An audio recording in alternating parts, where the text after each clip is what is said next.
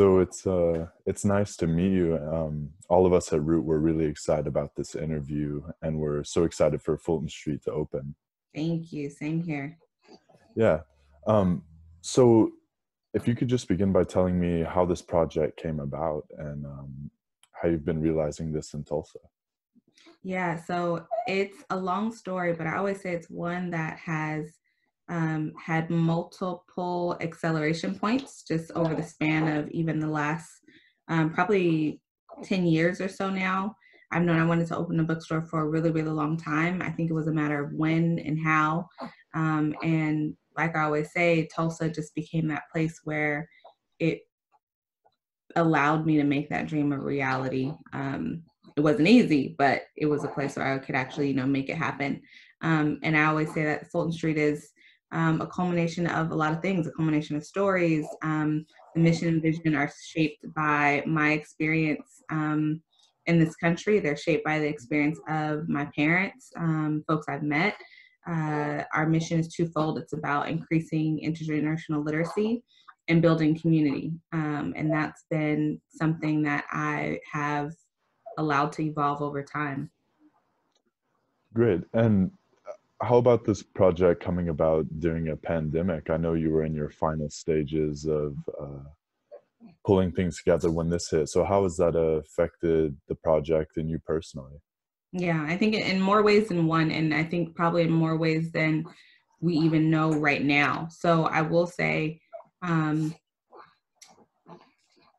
being Black in America is a challenge, right?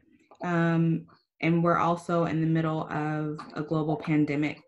And we know that that pandemic is disproportionately affecting Black folks and Native folks as well. Um, so right now we're kind of in this period of layering, where not only are we dealing with the stress of COVID-19, we're also dealing with the added stress of being disproportionately impacted.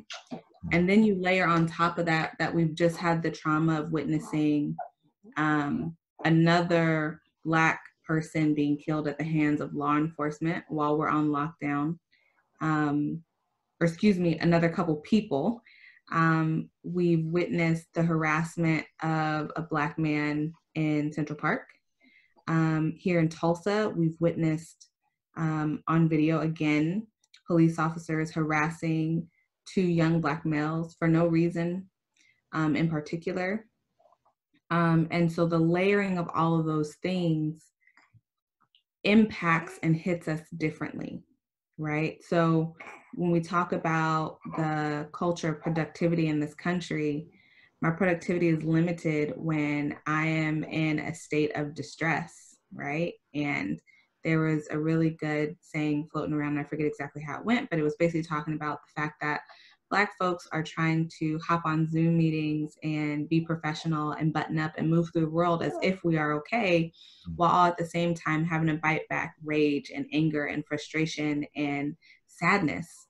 And so all of those, and then I'm also a new mom, so I had my baby in the middle of this pandemic. So you add together all of those things, and there's both a personal, emotional, psychological toll.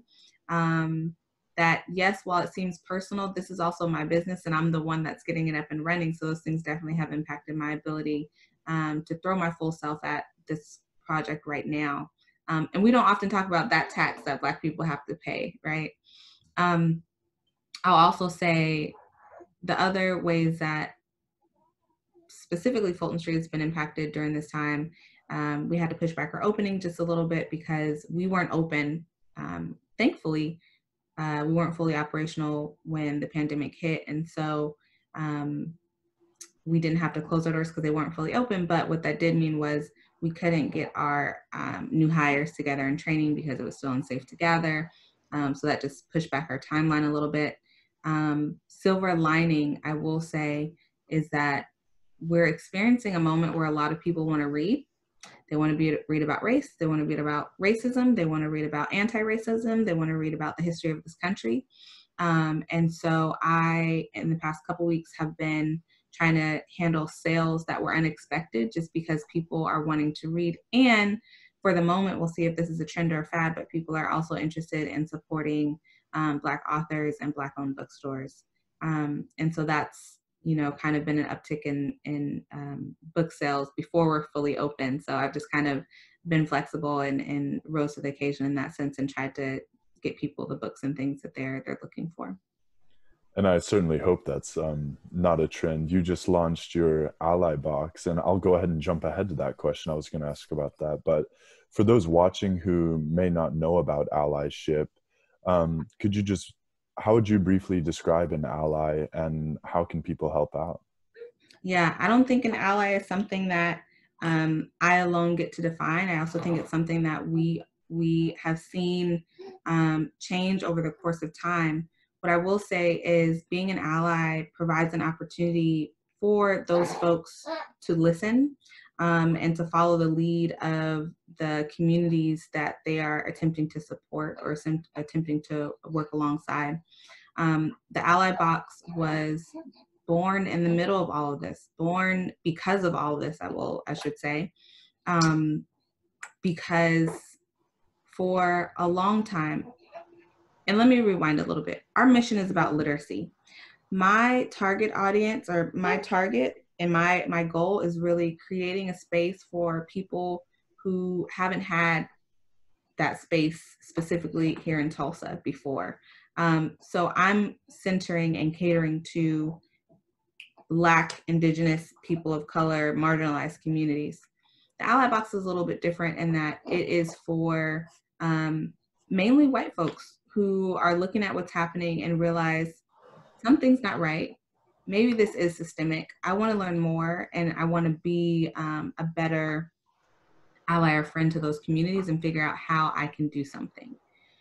And so with that, we know that the burden of educating people, of telling people what an ally is and what people should do as an ally, often falls on the shoulders of people of color, on Black folks, on whoever the community is that they're trying to ally with. And so while I will always say I decry that, I think it's, again, another tax that we go unpaid for, another piece of labor that we go unpaid for. It felt like the stakes right now were a little bit too high to say, Google it, to say, read a book without some additional guidance. And so the Ally Box and the Online Learning Collaborative essentially provides a little bit of free public education for folks who genuinely are interested in learning more, who are genuinely interested in challenging themselves and actually want to do better. You can put hands in the books of people. Reading is necessary, reading is not sufficient. So at the same time, just because someone gets the Ally Box doesn't mean that the work is done. It doesn't mean that the work is started, but it's a place and an option to start. So we're excited about being able to launch it. The response has been way more than what I expected. I think day one, we had like 56 orders in, and I was like, oh, let me go ahead and order, you know, 100 of the books that I want to be in the box. And that number has since skyrocketed in a way that I couldn't have imagined. So we are launching July 1, I think is when we said our first box will ship, and looking forward to what the space that we're creating through this Ally Box creates. Yeah, back to something you said earlier, after the history of this country and all that has gone on and is going on, that burden of education can't just then be expected to fall entirely back on people of color, which I think that Fulton Street will be a great space in that it opens up that conversation and it allows people from all walks of life to come together and have these sorts of talks. And I don't know how many spaces Tulsa has such as that, so that's great. And personally, during this period, I've been revisiting Ralph Ellison, James Baldwin, a lot of my favorite authors that I was exposed to back in college. And if you could talk a little bit more about how Fulton Street will be different and what sorts of books will be there. And I read online that it's about 70% or at least 70% authors are authors of color. Mm-hmm. Yeah, so you're asking like how Fulton Street would be different. It's different because it's Black and we don't have that many Black spaces, right? We have Yeah. a space in which you have an owner, myself, a Black woman who's able to be a Black woman without apology is what I always say. This is a space to be Black, to breathe without apology. So often we are moving through the world with masks on, buttoned up, not able to be our full selves. And so this is a space for that. And so like you said, I don't know what other spaces exist where we can do that. In terms of the books, I always say that 70% of our books will be featuring written by Black, Indigenous people of color, or marginalized communities. I think right now we're well above 70%, and we're restocking obviously for our grand opening. So we're excited to add some new titles in there as well. But Fulton Street is about books and coffee, but books and coffee are really the backdrop to everything else that gets to happen in that space as a result of who owns it and the mission and vision behind it. That's great. And what sorts of events can people look forward to? Because Root is supposed to be a platform where we gather events from all over Tulsa, and we're really looking forward to hosting your events on our website. Thank you. So when it's safe to gather again, we are gonna relaunch our music and poetry. Excuse me. Oh, my little one. We're gonna relaunch our music and poetry monthly event called Noise on Fulton Street. When I think about the fabric of the communities I grew up in, one of the things that, when I think about what does it look like, sound like, smell like, all those things, one of the things that I can't forget is that there was never a quiet moment. Like you walk outside and it's not quiet. It's not like a quiet neighborhood. There's a background, there's a backdrop, there's neighbors, talking to each other, there's kids playing in the street, there's that background noise of a basketball or something hitting the pavement, dogs barking, music in the cars driving by. And that creates a music. And so Noise on Fulton Street is kind of meant to claim that noise that we are so often criminalized for. There was a young Black man who was shot and killed at a gas station because he wouldn't turn his music down.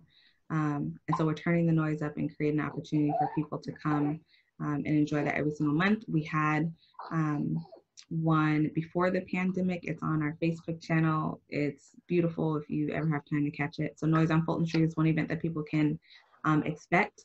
We won't be able to do it this year, obviously, with COVID-19, but Fatherhood Fridays, I'm sorry, this month with COVID-19, but Fatherhood Fridays is another program that we'll have. Too often there's a narrative about Black fathers in this country that is very false. And so we are creating space and opportunity for Black men to read and engage with their children in literature at Fulton Street on site. And so Fatherhood Fridays is something I'm really excited about, just to see Black men being fathers and be able to push that image out. So Fatherhood Fridays is another one. We also have Syllabus. It's our in-house book club. And Syllabus is a learning experience. So it's reading, it's books, it's articles, it's music, it's poetry, it's hands-on experiences in the community. So looking forward to relaunching that as well. And there are others. So we are putting our programming on our computer, on our calendar. And as we're able to kind of gather together in public again, we'll make sure to pub all of those different opportunities to come to Fulton Street. One other one that I'm really excited about is Books on the Block.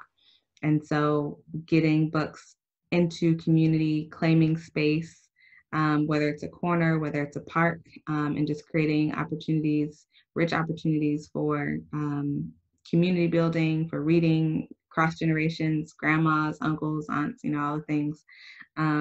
Just outside. So I'm looking forward to that as well once the weather is nice and coronavirus is not in the air. I personally can't wait to get out of the house and experience a space like that. And just, I love bookstores, and I can't wait for one to be really focused on these topics, because I read in another interview you said it's usually restricted to a section, or Oh yeah, just you've seen this. You go in the and it's like, here's our African American books or African American history, as if it's different from the history of this country. Or there's a display during February, and you have like 10 different, however many, but it's a display on February, and then it disappears. So to have something that is able to be year round, that people walk in and they see themselves reflected on the shelves, not just a shelf, is really important. Yeah.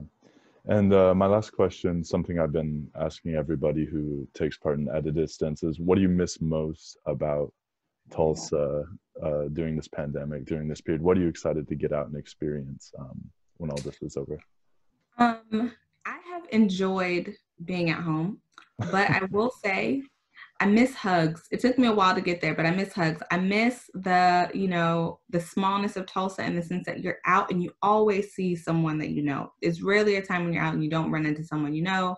And you're like, oh, hey, how are you doing? That kind of informal running into people, the little hugs, the little chatter here and there. I miss that. So I'm looking forward to getting out and giving people some real big hugs.